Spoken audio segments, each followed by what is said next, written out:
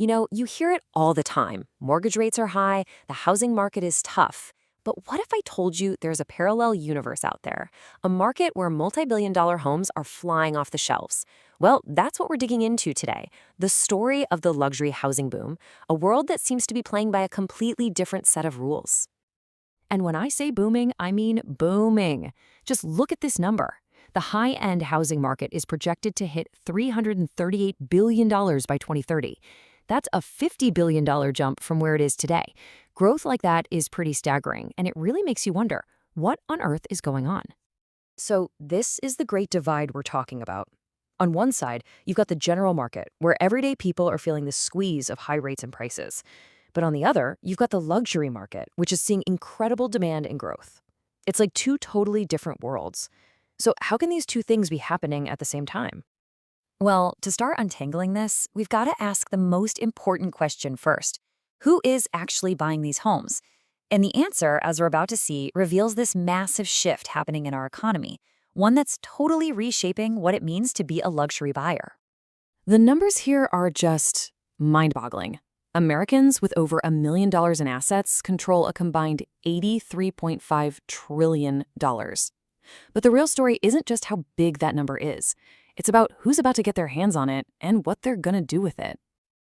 What we're seeing right now is one of the biggest wealth transfers in history. All that money is starting to move from older generations down to their kids, many of whom are in their 40s, their prime earning and spending years. So this isn't just the same old money circulating. It's a whole new, much larger group of people suddenly entering the luxury market. And this quote from Miami agent Anna Bozovich absolutely nails the mindset. For this new wave of buyers, a house isn't just a place to live. It's an asset.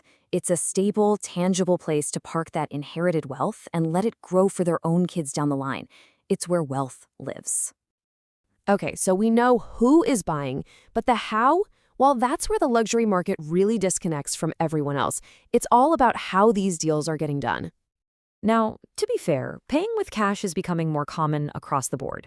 Just this year, about a third of all home purchases in the US were all cash deals. So that's already a pretty big deal. But in the luxury space, it's not just a trend, it's the standard. So why all the cash? Well, it's pretty simple, really. It's a flight to safety. If you're a wealthy family looking at a volatile stock market, you start thinking, I want something I can see and touch. Real estate becomes that safe harbor, and luxury property is seen as the safest of all. And the data makes this crystal clear. The higher the price, the more cash you see. In that $2 to $5 million range, about half the sales are cash. Okay, pretty high. But then you jump up to the $5 to $10 million bracket, and boom, it's over 65% cash. This is the key. For a huge chunk of this market, mortgage rates are completely irrelevant. They just don't matter. All right, so you've got this flood of new buyers with tons of cash ready to spend. But what are they actually looking for? And more importantly, can they even find it? This is where the supply side of the equation gets really interesting. Because here's the twist. There are hardly any houses for sale, even at the super high end. A big reason for this is something called the lock-in effect. Think about it. A lot of current luxury homeowners have these incredible mortgage rates they got a few years ago, like under 4%. Why on earth would they sell and give that up? So they're staying put, which keeps all that inventory off the market.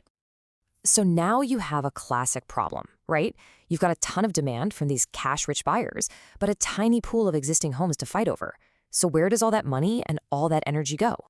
Well, the answer is, they're not buying old houses. They're going straight to new construction. A wild 58% of all luxury spending last year went to apartments and condos. Buyers are pouring into brand new developments that give them all the modern perks without the hassle of a bidding war for an existing home. Okay, so let's pull all these threads together now and look at the big picture of how these forces have created a market that's truly in a league of its own. When you break it all down, this boom is really standing on three pillars.